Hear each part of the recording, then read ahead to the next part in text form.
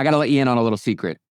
The best real estate I've owned hasn't been apartments, mobile home parks. It hasn't been the Airbnb or the boutique hotels or my retail centers. See, nobody talks about this one. And honestly, I hope it stays that way because this is an asset class that I am very bullish on and am continuing to invest in. And that is none other, where's that drum roll at? That is none other than medical office. Now, I know it's not the sexy asset class, right? You don't see anybody making highlight reels about the physical therapy clinic or the dermatology suite. There's no conference circuit going around talking about buying medical office properties. Nobody's selling a specific course on it. And honestly, that's one of the main reasons why I love it so much. It's somewhat this asset class that I think we can all agree makes a ton of sense why it is a great property to own. And I'm going to share with you my 5 reasons specifically today why I love medical office properties, because I don't want too many people finding out about this. But because you're a part of the Millionaire Mindcast fam, uh, I think it's really important that you look at and understand all the different opportunities that are out there because there's a lot of these in every market. In this business, attention and returns oftentimes move in opposite directions. And wherever the crowd is looking, it kind of seems like the margin is already gone. I was really fortunate to get into boutique hotels before kind of the Airbnb boom blew up. And then when that got saturated, everybody started going, well, buy boutique hotels, right? And I think we've seen that in a lot of asset classes, whether it's multifamily, whether it's been mobile home parks. When there's margin and opportunity, private equity, big investors and institutional capital, and oftentimes retail, the crowd finds its way to that opportunity, and rightfully so. So I hope I'm not tipping the cap here too soon and creating my own competition. But today I'm going to walk you through the 5 reasons medical office is the favorite thing that I own in my portfolio. I'm going to share a specific property that I bought from a hospital chain and what to look for if you ever want to own one of these yourself, and some of the objections that I see people bring up every time I talk about these. Let's dive into it.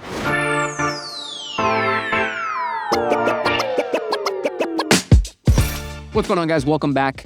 As always, Matty A, talking about how to build wealth investing. The building that came out of this property, or the opportunity that came from this property, actually came out of a hospital system. So here's something most people don't understand about health systems or really like physician clinics, businesses in the medical space is, guess what? They are not real estate companies. They don't like owning real estate. They are business operators. And their capital that these companies own really has one job, right? They want bodies in beds. They invest in their equipment, their staff, their technology. And every dollar sitting in a parking lot or a roof or a real estate structure is something that ultimately they start to eventually question whether or not that makes sense. So they do what smart operators do, right? As they're reviewing their balance sheet, they're looking at their P&Ls, they decide that it makes sense to what we call go asset light. And there's a lot of businesses around the country, whether it's medical office or any business that owns real estate. Oftentimes they realize, man, owning real estate is more of a hassle and stress, sometimes not as profitable for many of these business operators than their actual businesses are. So they, over time, decide, you know what? I'm going to sell the asset and I'll just keep operating my business out of it. That sounds a whole lot better to me. And that's what many smart operators do, right? They sell the real estate and they lease it back, a sale-leaseback. Or they sell off, the satellite buildings that they don't need on the main campus, or they find ways to, again, shed assets that don't tie into specifically their operating business. And that's just what smart, business owners will do, right? Their core competencies in running their businesses, their core competency is not being a real estate operator. And that's where the opportunity is for people like you and I. Now, I want to be honest with you about something because this is exactly where amateurs get hurt. And I see a lot of people make these mistakes, right? In this particular scenario, when a hospital sells you the building, the first question is not what's the cap rate. The first question is why are they selling this property, right? And who is actually on the lease? Because there's a version of this deal where, and I've seen other people do this as well, the health system stays on the guarantee and you're underwriting a $1 billion balance sheet. And then there's also a version of this where many of these small medical practices and medical companies, even many hospital chains end up going under and walking away.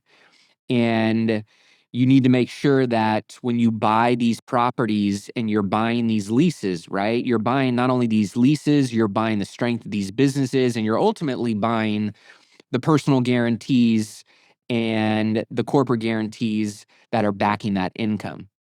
So very, very important to think about this. But let's dive into the 5 reasons why I love medical office properties. Reason number 1 is most medical tenants never leave. And it's not because maybe sometimes they don't want to leave. It's literally because they can't leave. When you think about what it actually takes to build out a dermatology suite or to build out a physical therapy practice or to build out any kind of specialized medical space or service that is being provided in those walls, right? There is a lot of money that goes into the specifics of how they run their operations. You got plumbing run through the floor, you've got electrical, you've got big equipment and specialized, assets. You've got sometimes medical gas, you've got sterilization, you've got exam rooms configured to code. There's all kinds of scenarios where once they build these things out and they sign those leases, there's hundreds of thousands of dollars oftentimes, even depending on the size of the property, millions of dollars that is the tenant investing into that space specifically. And guess what?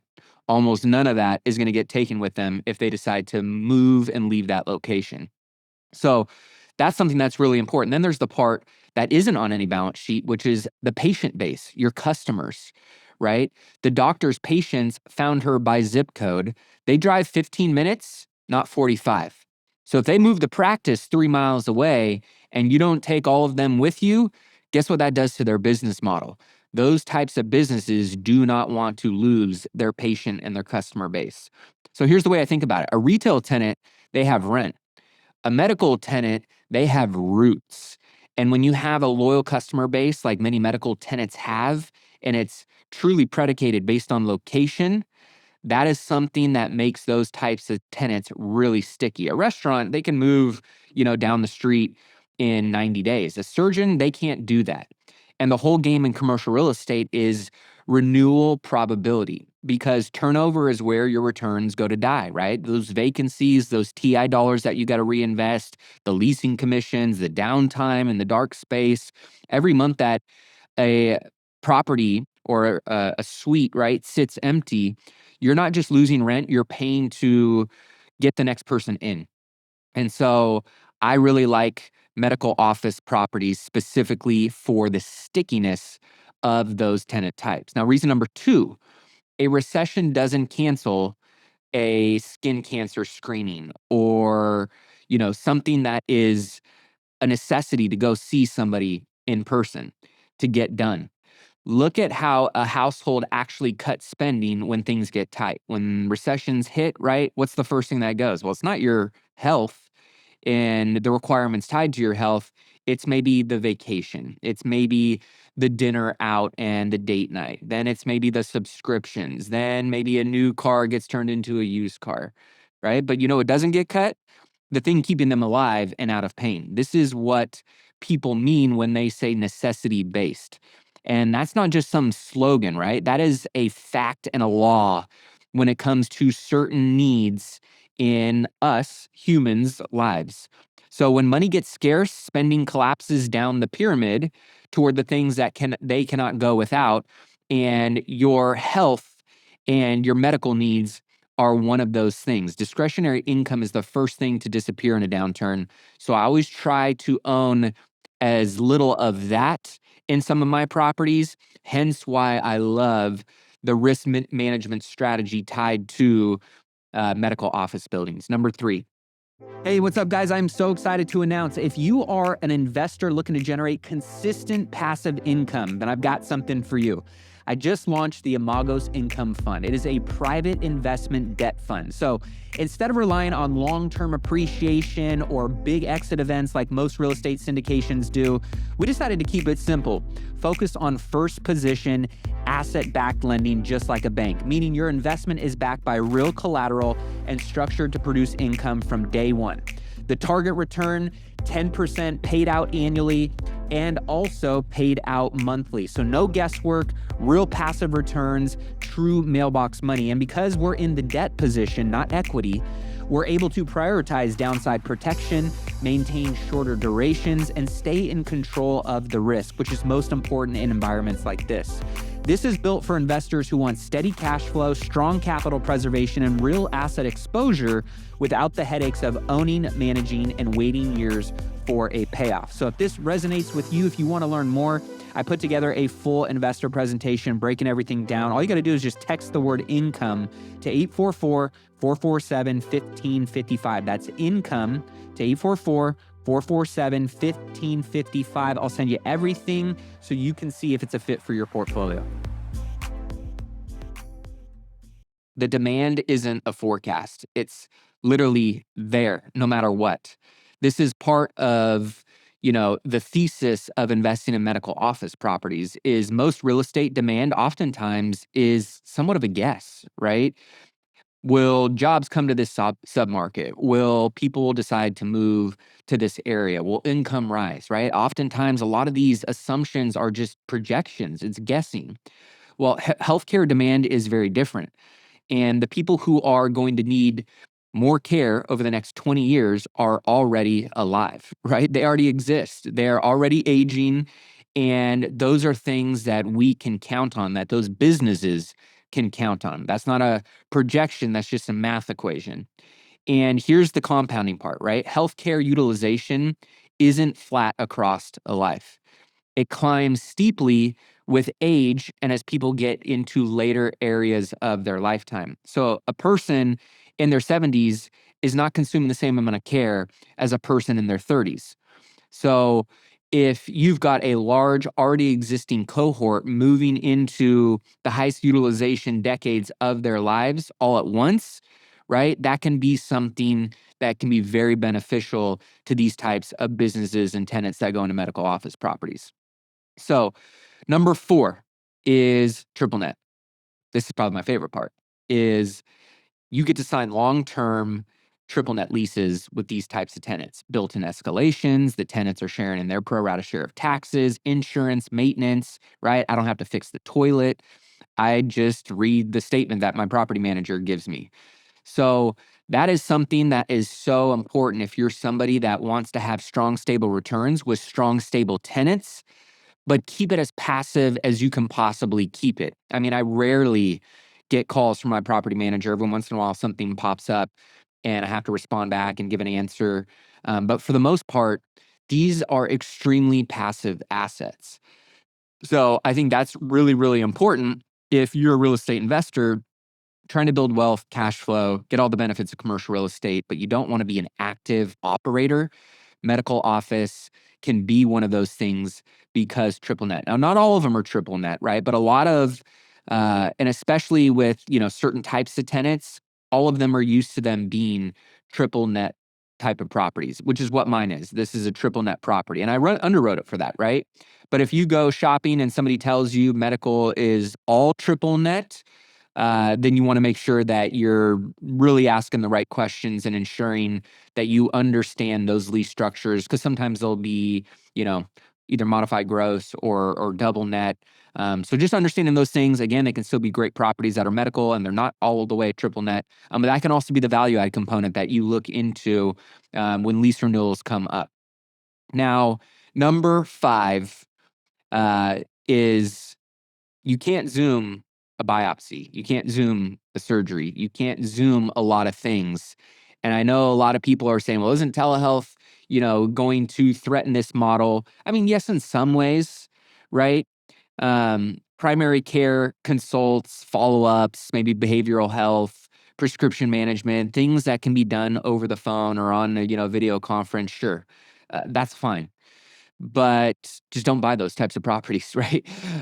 My tenants are physical therapists. They're dermatology groups. They are, x-ray clinics, pharmacies. These are hands-on. These are procedural. These are in-person by definition. And you cannot rehab a knee through a screen. You cannot exercise something through a screen, right? So yes, telehealth is something that is going to continue to impact these types of providers, maybe on a macro scale.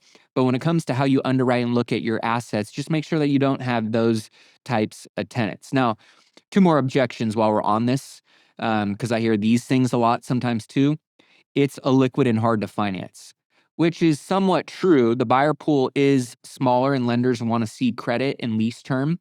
And I think that's something that is part of the reason why there's maybe a smaller buyer pool competing for these types of properties versus obviously many of the other asset classes that have a lot more demand for it. Whether it's the tenants that are small or it's, a use case or a practice that maybe is unique or niche. If anything, I think those are some of the best ones to focus on because as long as you have strong leases, you've got a strong personal guarantee, you can understand what the practice's financials are. You maybe don't want to take a gamble on like a brand new concept, but again, some of the best and strongest and most stable tenants are the ones who provide a very niche service because they've got a moat around that type of business. So that's something that, again, you can just do some due diligence on, get a better understanding. But I really like some of those niche practices because those types of business owners, they know their industry well. They know how to protect their kind of overall strategy and niche in what they do.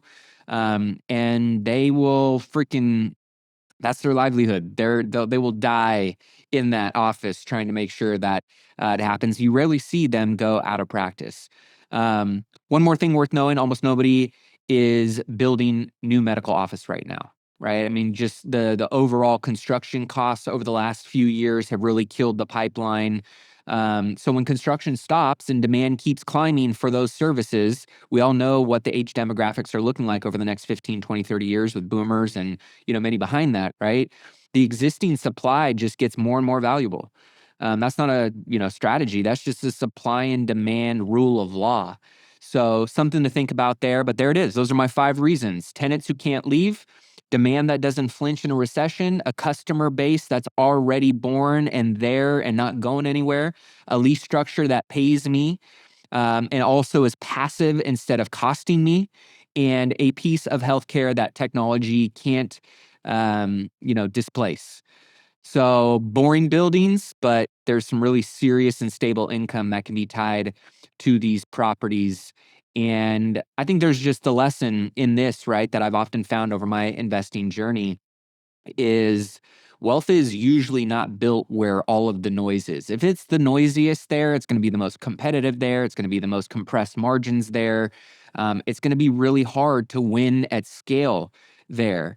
It's really built in the categories that many people are overlooking, that don't trend, right? Look what happened to all the people that went and went bananas on buying Airbnbs. A lot of those people are stuck with oversupply, competition, permits and licensing getting pulled. A lot of the economics of why and how they bought those deals and where they bought them at. A lot of people are stuck and struggling pretty bad right now. So just something to think about, right? Is maybe keeping an eye on some of the asset classes, and whether it's medical office or something else. There's many other opportunities out there that people might be overlooking. It's the ones that your friends maybe won't be as impressed by at dinner, but boring is good. Everybody wants the asset that makes a good story, but very few people want the asset that makes a good statement. So choose your statement, right? What's your investment thesis? What is your asset type? And if you want to know how you can, invest in some of these properties, or maybe you just want to, partner. I've got a handful of partners that have been in on these investment opportunities, and you want to know more about that, partnering with me on one of these medical office properties, DM me or text the word deals to 844-447-1555, or you can, comment on one of my social media posts. We've always got lots of ways that you can connect with us there. But as always, appreciate you tuning in. Keep investing in yourself and your wealth on your march to $1 million and beyond. Don't sleep on medical office. Well, that wraps up today's episode. Thank you so much for tuning in. As always, you guys know this show would not be what it is without you, the amazing listener, the support, sharing this out with other people who can gain value from it, taking 60 seconds to leave a review. If you haven't done so already, those things mean the world to us and ultimately help us spread this message out to as many people as we possibly can to help them on their wealth building journey. If you have any particular links or resources that you're trying to track down that were mentioned in this interview, be sure to check out this episode at millionairemindcast.com, where you can find access to all that information. And of course, if you haven't checked out the Wise Investor Vault yet, be sure to head over to wiseinvestorvault.com to check out all the tools, all the resources, the checklists, the spreadsheets, the trackers, all kinds of amazing things that can help you on your wealth building journey at the wiseinvestorvault.com. If you haven't connected with me on social media yet, I'm consistently putting out more content, stories, value to help you on your wealth building journey. And one of the best and most exciting things for me on a weekly basis is getting to connect with you guys. Getting your DMs, hearing what things impacted you, what you need help with is a big way that we continue to drive the content for this show. So if we're not connected and following each other on Instagram, on social media at Official Matty A, give me a like and a follow. Would love to connect with you there. And of course, don't forget to get on my deals list. If you're an accredited investor, you want to look at more deal flow. You want to see what deals I have access to, what deals I'm raising capital for. This is an exclusive list that I only put out to my accredited investor list, my Millionaire Mindcast family. So text the word deals to 844-447-1555. And with that being said, thank you again so much for supporting the show. Until next week's episode, keep investing in yourself and your wealth on your march to $1 million and beyond. Cheers.